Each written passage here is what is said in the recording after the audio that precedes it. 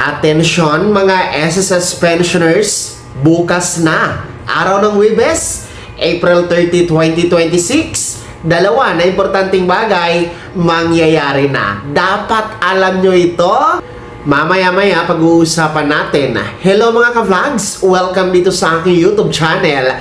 At welcome din po sa ating official Facebook page. Saan man po kayong dako sa mundo, kumusta mga ka-vlogs? So eto no, dahil bukas po araw ng Huwebes, April 30, 2026, ay huling araw para sa buwan na ito ng Abril. Yes mga ka-vlogs, magtatapos na bukas ang buwan ng Abril. At alam nyo ba, meron pong dalawa na importanteng bagay ang mangyayari bukas na dapat nyo pong malaman.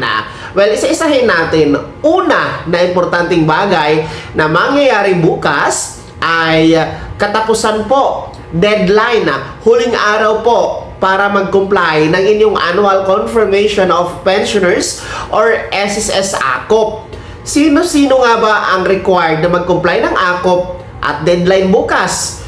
Sila po yung mga pensionado na merong buwan ng kapanganakan o birth month itong buwan ng Abril.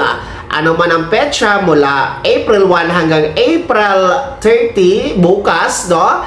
At ang edad ay 80 years old pataas, kayo po ay required na mag-comply ng AKOP ayon sa Circular Number 2023-013, yung may subject na Revised Guidelines for Annual Confirmation of Pensioners or SSS AKOP Program. Para ito sa ating mga retiree and total disability pensioners, survivor pensioners, dito ka man sa Pilipinas o nasa abroad, basta ang edad 80 pataas at birth month nyo nga po ang buwan ng Abril. Well, meron pa kayong panahon para mag-comply, no? Ngayon hanggang bukas, tumungo na po, mag-walk-in na kayo sa pinakamalapit na SSS branch sa inyong lugar. Mag-fill up agad ng AKOP na form. At pwede din po ang authorized representative kung kayo po ay bedridden o hindi na po pwedeng pumunta sa branch ang pensionado to comply sa AKOP.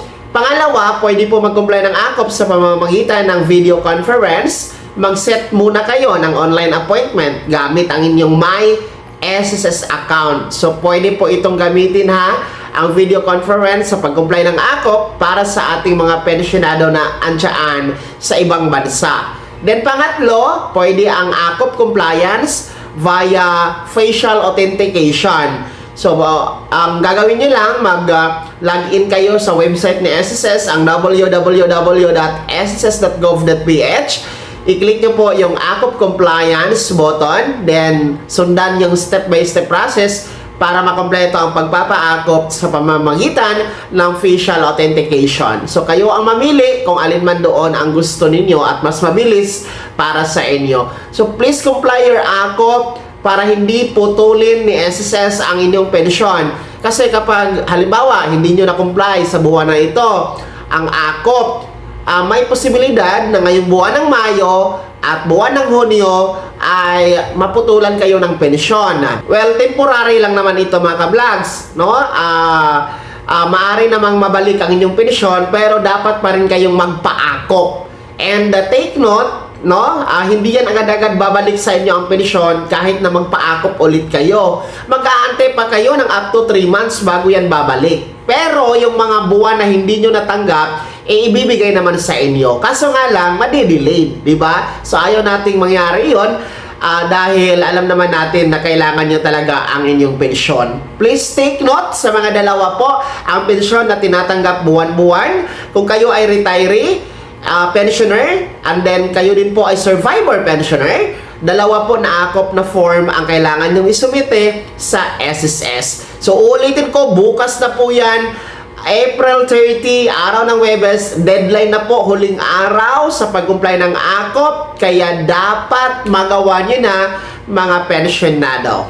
Pangalawa na importanteng bagay na magaganap bukas, April 30, araw ng Huwebes, magandang balita ito dahil pension releasing schedule para sa mga pensionado na kabilang sa unang batch. Mga unang batch o yung may date of contingency o araw ng kapanganakan araw ng pagkamatay, pagkasakit o pagkabalda mula 1st to 15th day of the month. Yes, mga ka-vlogs, bukas na po ang inyong pension releasing o crediting para ito sa buwan ng Mayo. Sapagkat ang original na petsa ng crediting ng pension for May ay May 1. Kaso lang, ang Mayo 1 ngayong Biyernes, yan po ay holiday, regular holiday po. Dahil Labor Day po yan o araw ng mga manggagawa. At ayon sa isang circular ni SSS na kapag matapat sa holiday o weekend ang pension crediting ng mga pensionado, aatras ito sa pinaka-last working day ni SSS. Kaya yan ang mangyayari bukas. Instead of May 1, atras tayo April 30, bukas na po yan, araw ng Huwebes. Advance ng isang araw ang pensyon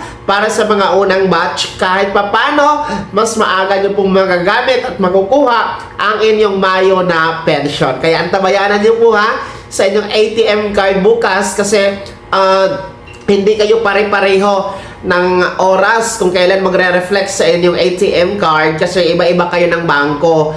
At kada bangko meron naman po yung iba-ibang system kung kailan magre-reflect sa ATM card nyo. Well, anyway, alam nyo na yan, lalong-lalo pa sa ating mga dati ng pensyonado, no? Natatansya nyo na kung anong oras magre-reflect sa inyong ATM card. Pero one thing is for sure, bukas talaga makikredit ang inyong May pension, mga batch 1 na.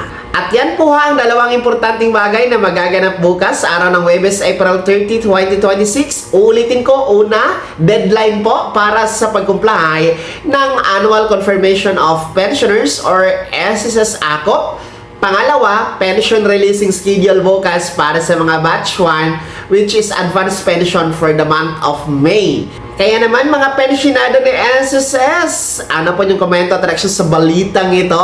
Kumusta po ba?